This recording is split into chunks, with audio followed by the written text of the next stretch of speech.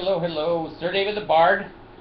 I'm coming to you from the local mental hospital. It's also called the state of Utah. You know, it's hard to strap a little kangaroo into a car seat. You know what I'm saying? That damn car seat just keeps bouncing around and the seat belt doesn't hold him. So I got, a ticket today for two kangaroos jumping. And I just took the belts off them and said, open the windows. They jumped out, and I said, officer, there's no kangaroos in here. He said, yeah, there's a big one behind the wheel. Anyway, I wanted to tell you a Bard day. I don't know why I continue to live. Jesus, please come and get me. Mohammed, yes, I have a cartoon of you. Kill me. Send your babies in with bombs strapped on them. You know, there's days that I just wonder what the hell I did. This is hell for me. Being bipolar and living in this group of morons and monkeys, I'd rather have a flaming sword up my ass. Anyway, let me tell you what happened. First of all, I decided I should get my oil changed in my car. And so I'm going to use their name because it's the truth.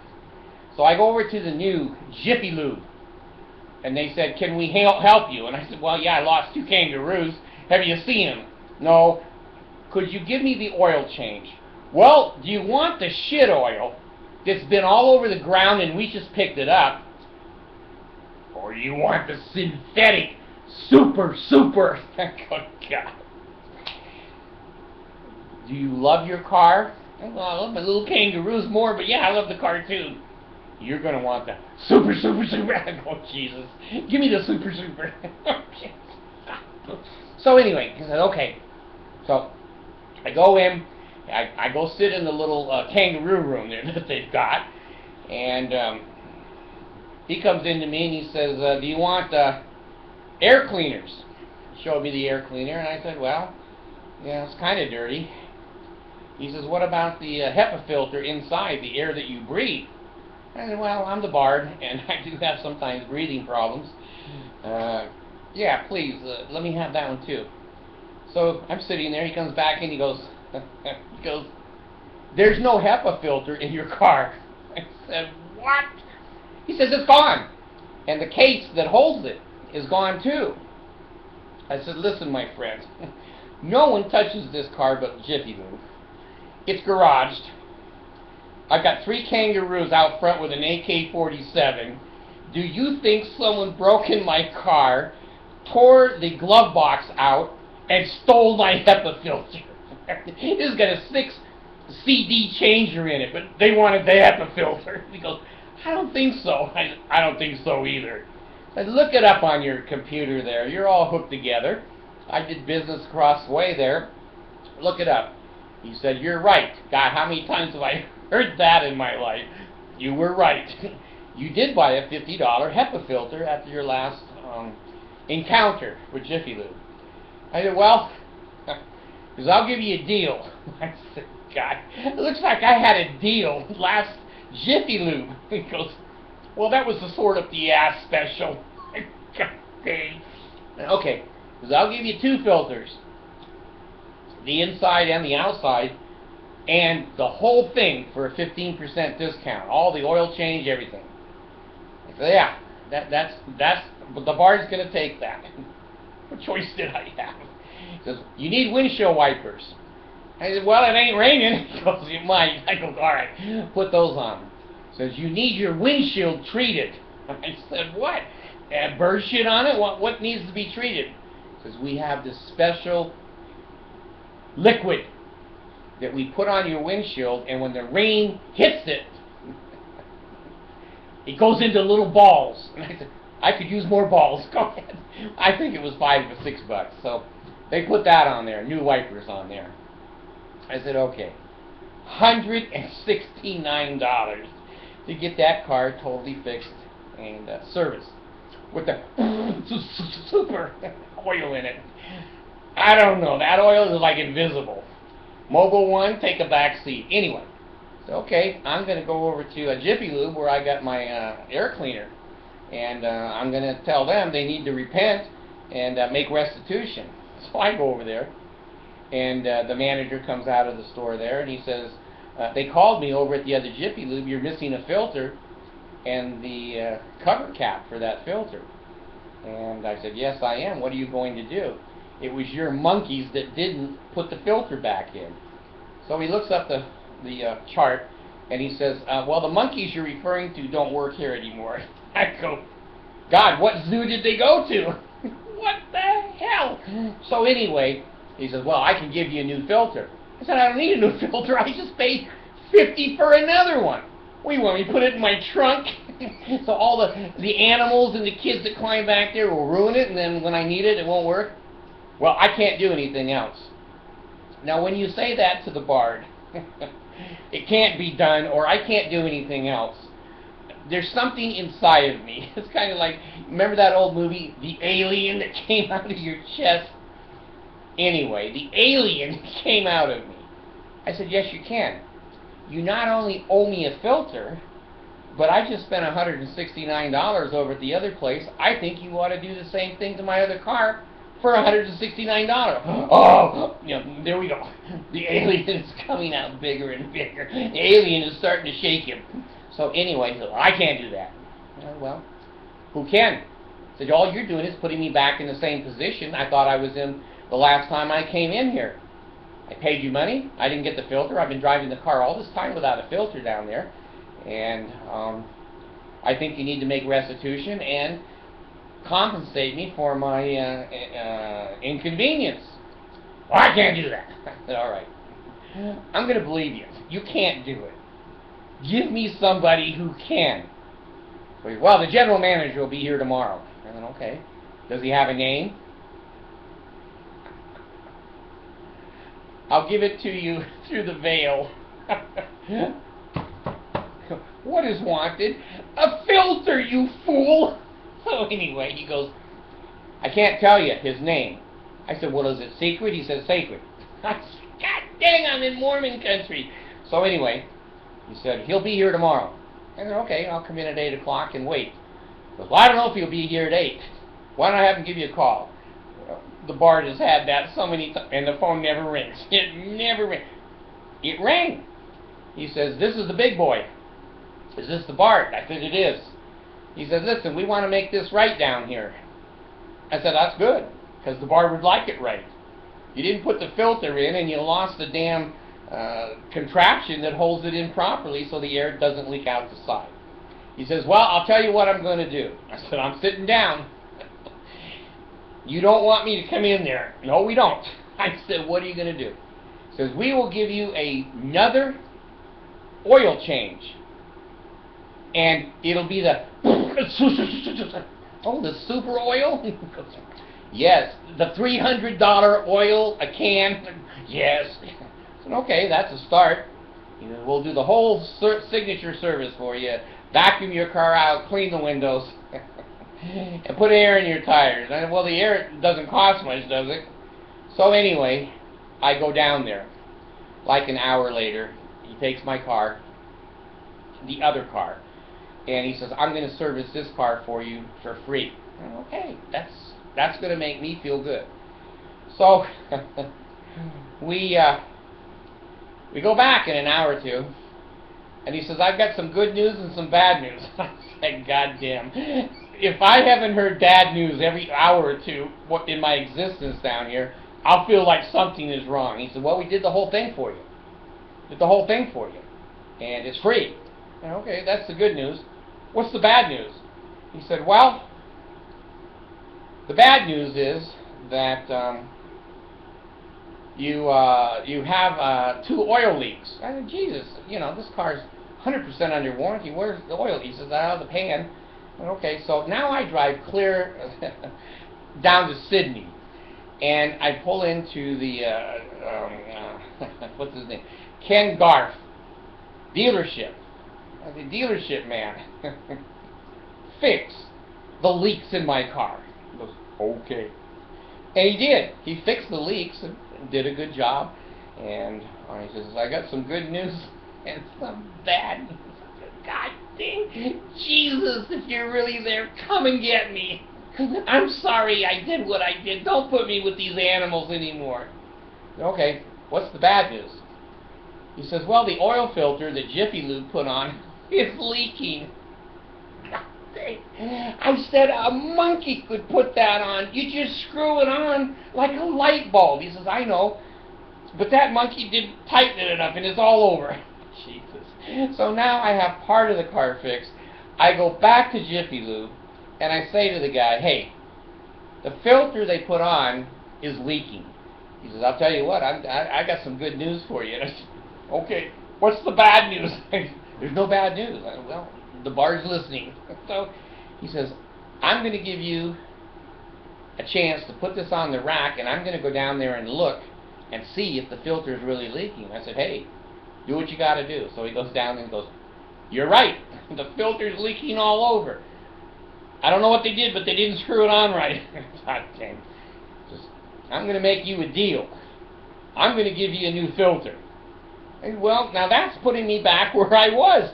I thought I had a new filter. He says, well, what else do we have to do? And I said, put that Rain-X stuff on my windshield of my other car there. My wife drives it, and it helps in the snow. It doesn't snow a lot in Australia, but damn, when you're chasing a kangaroo, you got dust and shit flying up, no wipers. So he said, okay. So he gave me that free treatment. All it is just, rubbing something on a windshield, but they charge like $12 for it. Anyway, I said, okay. Hasn't been a really bad day yet. It's only 1 o'clock. So, God, what more can happen to the bar? I need to stay in this chair. I really need to have a seatbelt with a combination on it that nobody can let me out but Jesus. But anyway, I'm still out there driving around, and I come home, and Abigail, my 16-year-old, she said, Dad, I have some good news. In fact, she goes, I don't have any good news. It's just bad. Jesus, Dad. After the day I've had, you have bad news. She said, yes. I said, what is it? She says, I got a ticket. Illegal parking up at the high school. I said, how the hell that happened? Did you have your handicap sticker out? Yeah. Bring it down to me. Let me look at it. She brings it down, and the officer. Now, I'm going to tell you, the officer watches my videos. I'm not going to give you his name because I don't want to be assassinated. He's probably one of the Danites, so I'll just give you an officer. I won't tell you what city he's in. I'm cutting him some slack. He says he watches my videos all the time, and I'm a very intelligent man. I put my dress down. I couldn't stand that smoke going up my ass. So anyway, I walk into the office and I say to the lady, who wrote this ticket? She says, well, it has a signature down there. I said, no, it doesn't. Look, there's no signature. We don't know who wrote it. Oh, that was our campus asshole. I go, is that also the policeman? Yes, it is. Go get him. So she goes and gets him. And, he's a nice young man. He's like 6'7". He's a Mormon. And he thinks that more words mean more truth. That's the Mormon creed. If you don't agree with us, we're just going to repeat it and beat you down until you're going to say, okay, I believe. Bow my head and give you my money. So he comes out, and I have both my girls there, which I needed. Because when I'm engaged in confrontation, I want to be calm, and I want to be professional. And I don't want my behavior to reflect upon the principles that I'm discussing. So he says to me, what's the problem? That's not the way you start with the bar. What you start with is, how can I help you? Because if you want to know what the problem is, I tell you, and you don't want to hear the problem. I don't want to say, you're an asshole, you're too strict, you're a Mormon, you don't know shit.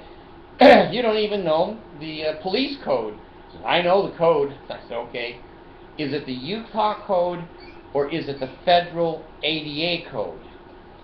He says, it's Utah. I said, you've got to read the federal law. The boot has come up Utah's ass 1,000 times because You guys don't obey the law. I said, well, I know the handicap law, and you can't have your daughter up here parking in a handicap spot because she's not handicapped. I said, well, how do you know I wasn't in the car? Well, there you go. The reformed Egyptian comes out. Well, you told me a minute ago you weren't in the car. I said, yeah, but when you wrote the ticket, how did you know it wasn't me in the car? Says, let's stay on the subject. Well, what is the subject? Anything that reflects on me negatively is not the subject. Okay. So, he says, if she's delivering you or picking you up, she can use your handicap sticker. But if she's not doing that, she's not allowed to do that. And I'm going to tell you right now what the handicap law is. And I said to him, I just folded my arms, and everyone can witness this, that I'm just going to listen. And he went on and on and on, repeated himself over the Mormon cult. They think that if they repeat it, you're going to agree. And when he got done, I said, well, did I interrupt you? He said, no. He says, have I been courteous and polite? He said, yes. He says, okay if I speak now? Yes. And you won't interrupt me? No. Said, well, sir, the thing is, and he starts talking. I didn't get one sentence out. You interrupted me. Oh. Okay. It's the Mormons. It's the Mormons. You're not allowed to tell them your side of the story. To the Mormons, there's only one side. Only one side, and it's their side. And you either agree or it's the flaming sword. So, I said to him, listen, I talked to the superintendent of the schools here, of the entire district, and he and I agreed that Abigail has a waiver, that rather than taking a legitimate parking spot away from another child, why don't we just let her use the handicap sticker, because all the stalls are empty at the high school anyway. How many driving handicapped juniors and seniors can you have at a high school? So that's good. Excuse me. So, he says, are you telling me, see, I just have to freeze and bow my head and give him the patriarchal grip or sure sign of the nail. Are you telling me that the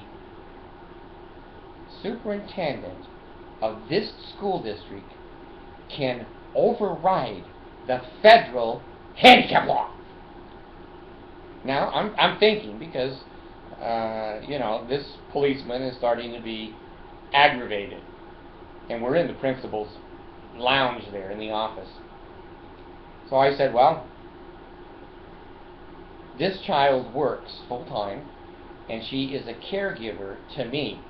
And if I need her right now. I've had triple or quad bypass. I'm diabetic, and I have mental disorder. And other than that, I'm in pretty damn good shape, but I'm smart enough to outsmart you. With all of those disabilities, I'm smarter than you are. You can't do it that way.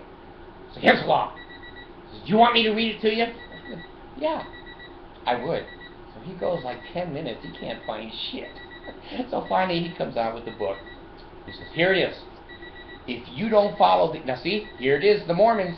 They get the finger going. They stand over you with the pay, the lay, and the ale.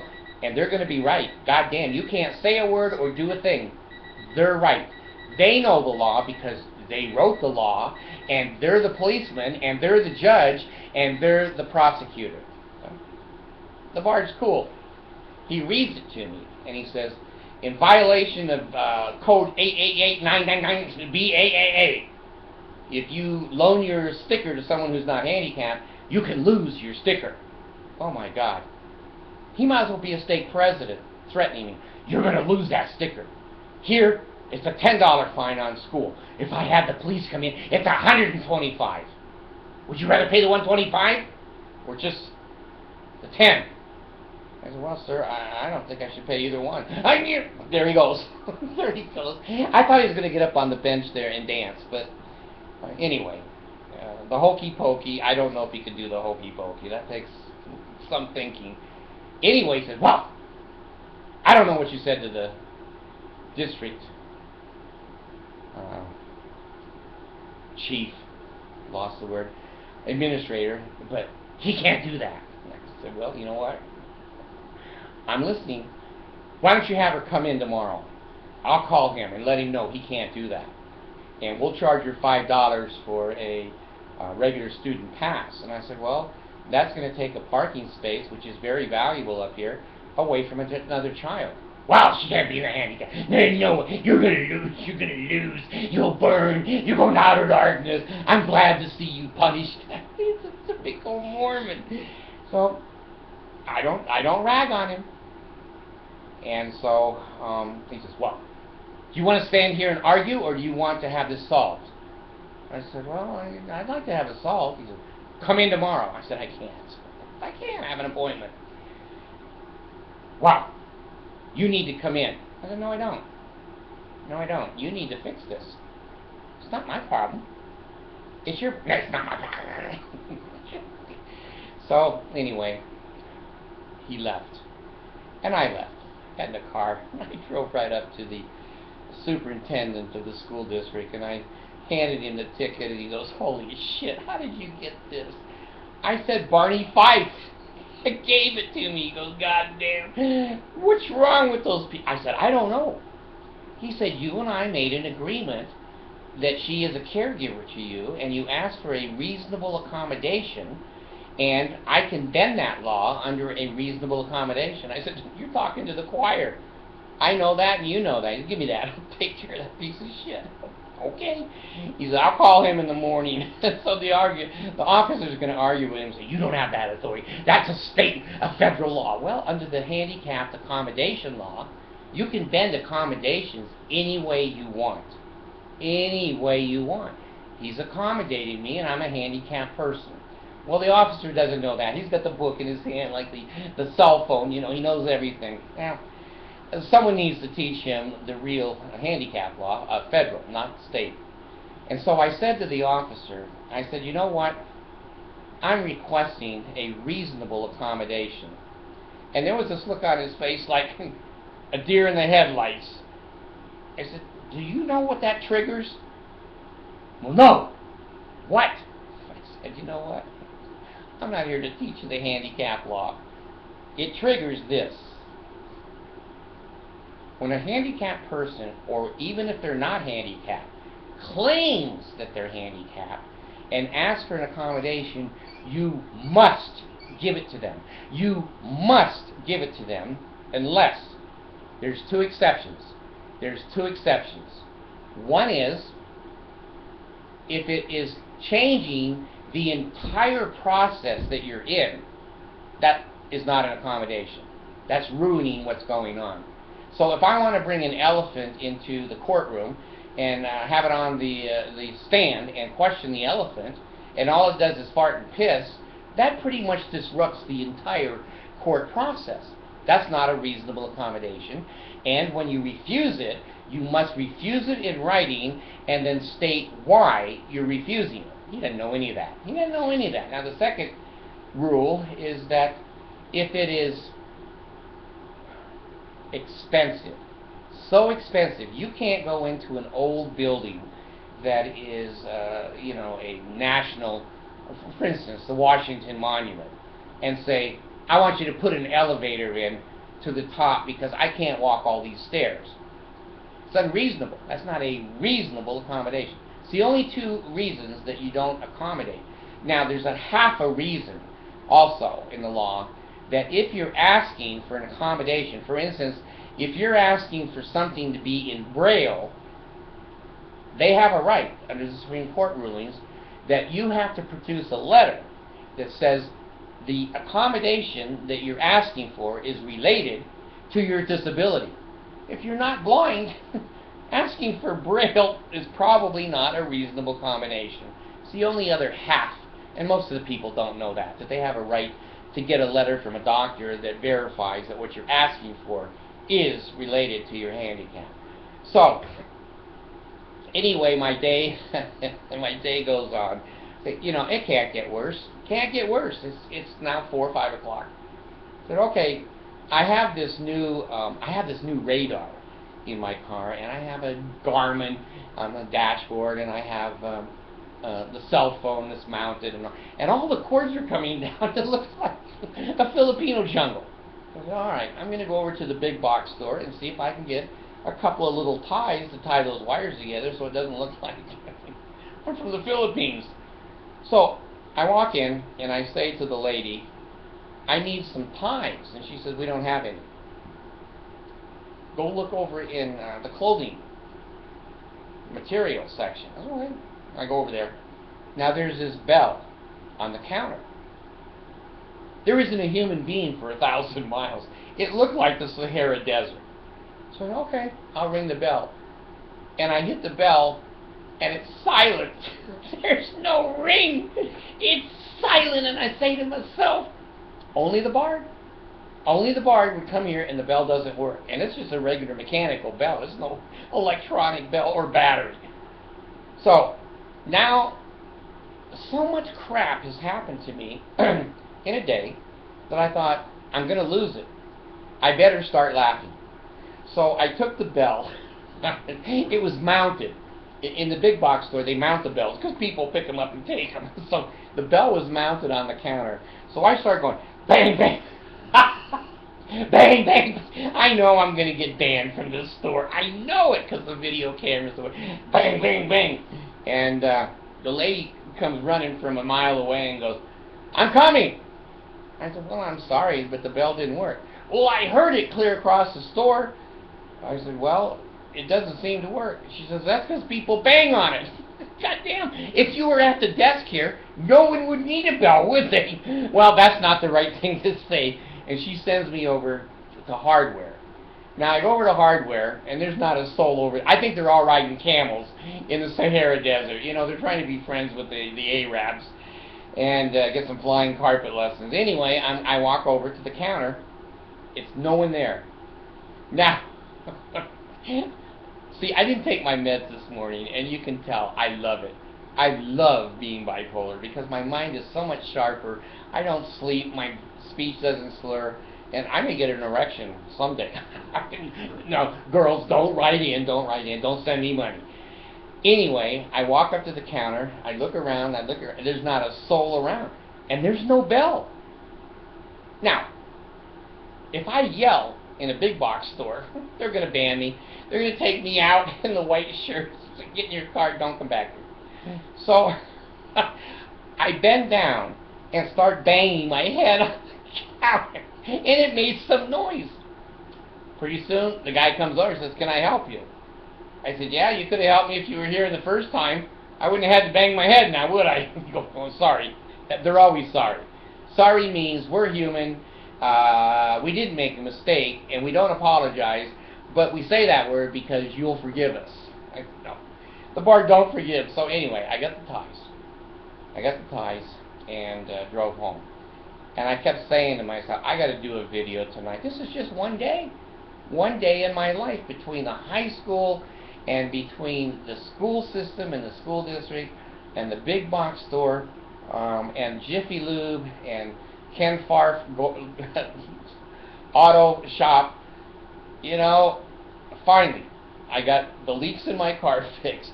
I finally got the oil changed. I finally got the transmission fluid changed.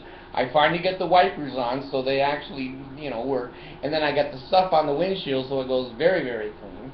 I went to the district guy and he said, don't worry about this. Give me that ticket. I'm going to fix this for you. Don't worry. I said, okay. I called Abigail and said, just park up on campus in the handicap, put your sticker out, and if the guard says anything to you up there, say, you don't want my dad coming up here again, do you? Now, here's what the policeman said to me, okay? This sums the whole thing up in Utah. Sums the whole thing up in Utah. He says, I know you. He says, you were in here when we first started talking about this. I said, yes, sir, I was. And you told me to go up to the district. And I did. And the district waived her right to park in the handicap parking because it's my car, my sticker, and she is a caregiver to me. If I need help, immediate access to that car and get the hell out of there and get me to the hospital. Said, you can't do that. Says, now, I know you're a very intelligent man. I go, okay, here comes the sword. I can feel the fire now. He said, I've watched your videos. You should have never said that. You take that man to court and you say, are you a Mormon? Are you a good Mormon? And you stated to this man that you watched his anti-Mormon videos, yeah, and he's claiming now that you're prejudiced, that you're enforcing the law selectively. There you go. The whole case. The whole case. Out of his own mouth. I'm not going to do that. He's just young and stupid. He thinks he owns the world because he has a gun, and he can't be a totally bad guy, but he thinks he's a state president, and he's going to intimidate the Bard. And I don't intimidate. I just went up and fixed it, and, you know, he may lose his job. You know, you don't want to fuck with the Bard. The Bard don't lie. The Bard don't lie, and you better obey the law. I try to every day. You know, my wife said I was driving today, she says, speed limit's in here 40. You're only going 35. I said, yeah. But you know what? I haven't had a ticket in a half a century. 50 years without a ticket. And an accident I've never had. Well, that doesn't matter. Go 40. Whatever. Hit me with your broom. Anyway, she's as sweet as can be. I love that girl more than anything in this world, but she is really bullheaded, and oh, I forgot to tell you, we went to the doctor this morning. There's another one. Went to the doctor this morning, and you know, the Filipino people are very conservative. You know, nakedness to a Filipino is, you know, well, it's kind of like Boyd K. Packer. No nakedness. Don't touch the little factory. So anyway, we went in, and I finally talked her into getting a pap smear and a breast exam, and now she's going out for a mammogram. And the lady didn't give her the referral, so we had to go back there a second time to try to get the referral. So I've been back and forth. I probably put 1,000 miles on my car today. I finally got everything worked and fixed, made up for everybody else's mistakes, and I come home and there's only you to talk to. No one else will listen to my story, but this is my life. And living in Mormon Utah, you got to watch out for the police. Says, I know you, and I like, you know, you're a very intelligent guy. You should know when you're fucked. I go, I don't know when I'm fucked. Do it again. I have neuropathy everywhere. Do it again. So anyway, he tried to intimidate. You're gonna lose that sticker. I don't think so. You're gonna pay $125. I don't think so. We're gonna put a shoe on your car. I said, how do you know the shoe size? You know, a boot. They put a boot on your car. I don't know if you've ever seen that. They use it at BYU a lot. And they put a boot on your car on the wheel, and the wheel will not turn. You can't go anywhere until somebody comes out with a key to get the boot off. So intimidation. I went up and just talked to the head of the whole deal. He said, David, I'm sorry. Don't take it serious. We have some stupid people here. And I go, yeah, but why do I meet every one of them? I don't know. So anyway, the superintendent was great. Very intelligent man, well educated, sweet, wisdom, and you know, you get the police officer who's 6'6". It reminds me of Everybody Loves Raymond. You know, the big brother. He's like 7 feet tall and 9 feet wide, but he's not real smart. He's not one of the brightest stars in the sky. You give those kind of people a gun that have been made fun of all their life. Barney Fife. And when I talked to the superintendent about Barney Fife, he's laughing his ass off. And I said, well, did Barney ever get to take that bullet out of his pocket and put it in his gun? He says, no. And he told him he'd shoot himself in the foot. We're laughing and laughing. So anyway, be careful, and don't cut my throat, don't cut my heart out, don't cut my guts out. Pay, lay, ale, and of course the policeman's a Mormon, and he's seen this 3 times, the true order of prayer, and he knows when I say health and enable, marrow and the bone, strength and loins and sinews, power and priesthood, be upon me and upon my posterity through all generations of time and throughout all eternity. He knows that's the name of the second token of the Melchizedek priesthood, the patriarchal grip or sure sign of the nail, given through the veil. What is wanted? The bard wants to come into heaven. Let him enter. So, they're all pissed at me. They all know I'm up out of Kangaroo City, and I have a passport, and I have immunity as a ambassador. I am the kangaroo ambassador from from Australia. So anyway, this bard is now gone.